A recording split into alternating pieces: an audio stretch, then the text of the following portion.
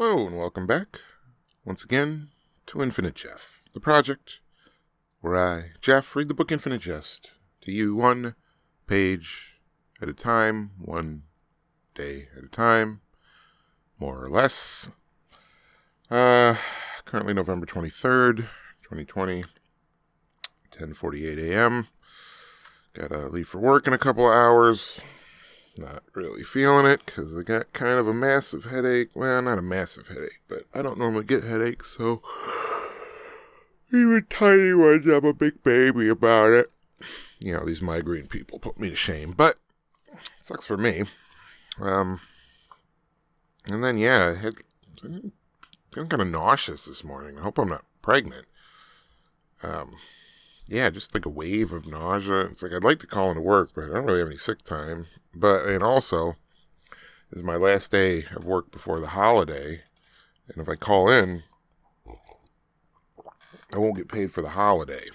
I basically have to work at least 4 hours today to get paid for the holiday, and then 4 hours after the day. What they don't want you to do is, if you got a holiday off, calling in the day after and the day before and having 3 days off. They punish you for that. Which makes sense, but it's also like, oh man, I legitimately feel shitty. So I'm going to go to work and see how I feel and plead my case. And worst case, suffer through it, and I got the next 3 off, so be alright.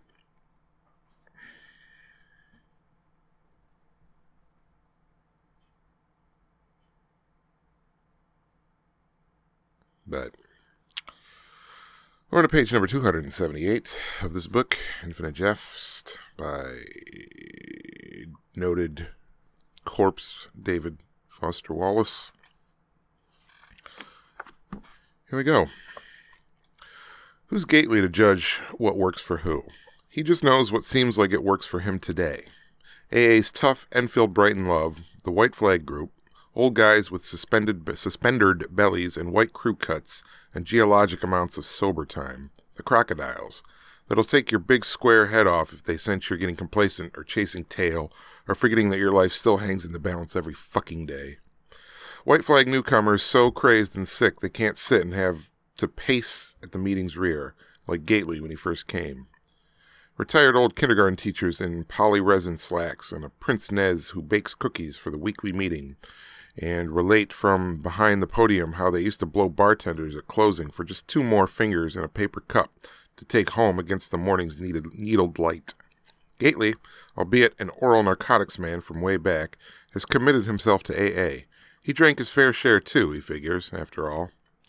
Executive Director Pat M. is due in at 0900 and his application interviews with 3 people, 2 female and 1 male, who better be showing up soon, and Gately will answer the door when they don't know enough to just come in and will say, welcome, and get them a cup of coffee if he judges them able to hold it. He'll get them aside and tip them off to be sure to pet Pat M's dogs during the interview. They'll be sprawled all over the front office, sides heaving, writhing, and biting at themselves. He'll tell them it's a proved fact that if Pat's dogs like you, you're in. Pat M. has directed Gately to tell appliers this, and then if the appliers do actually pet the dogs, 2 hideous white golden retrievers with suppurating, what word is that? That's a word I've never come across. Suppuration. Let's see. Production.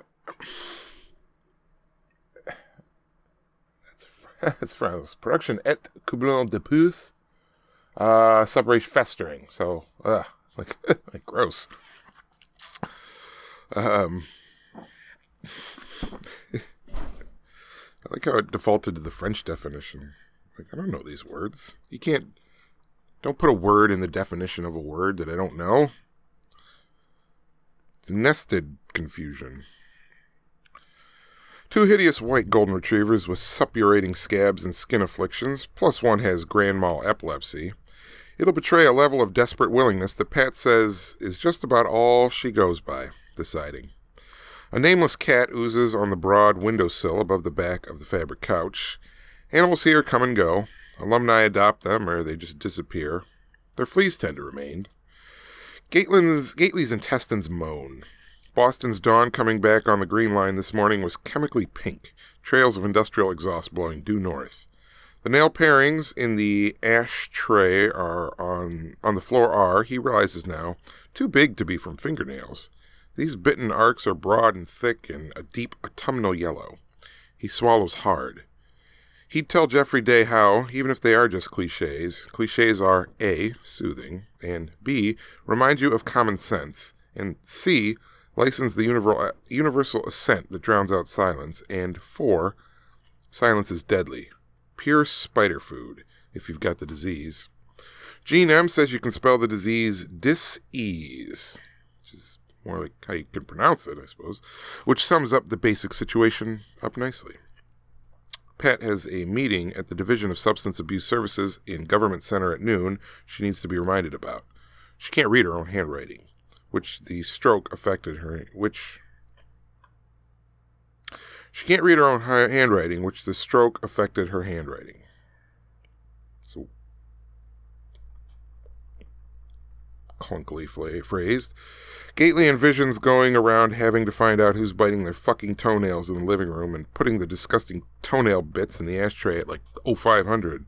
Plus, house regs prohibit bare feet any place downstairs. There's a pale brown water stain on the seal, and that's spelled C-E-I-L hyphen, so not like orf, more like probably saying ceiling. So, but that's page 278 of the book Infinite Jest on Infinite Jeff. So I wait for my laundry to be done so I can put on my big thermal socks because my feet are cold. And hope that work goes okay and I don't feel too shitty. But I got tomorrow off. And I'm planning on sleeping. And as long as it's one of those days. I got like 3 off in a row. So the first day I'm just going to sleep until because normally I try to get up a little early. You know, you want to keep sleeping, you know. But, you know, I'm an old man now. So if I'm in bed at 10, it feels late. Like, oh God, I'm wasting the day. Just like, yeah, wasting the day playing BioShock and smoking weed, but wasting the day nonetheless. But tomorrow, you know, I'm just going to sleep till I want to get it, you know, till I don't feel like sleeping anymore. You know, just with nothing to do, nowhere to be, no timetable to be on. So, just sleeping until I say, okay, I'm done sleeping. No, with nothing else forcing me to get out of bed, except the fact that I don't want to be in bed anymore. Like, that's just, some days you got to do that. At least I do, to maintain and, like, get through this shitty existence and COVID times and but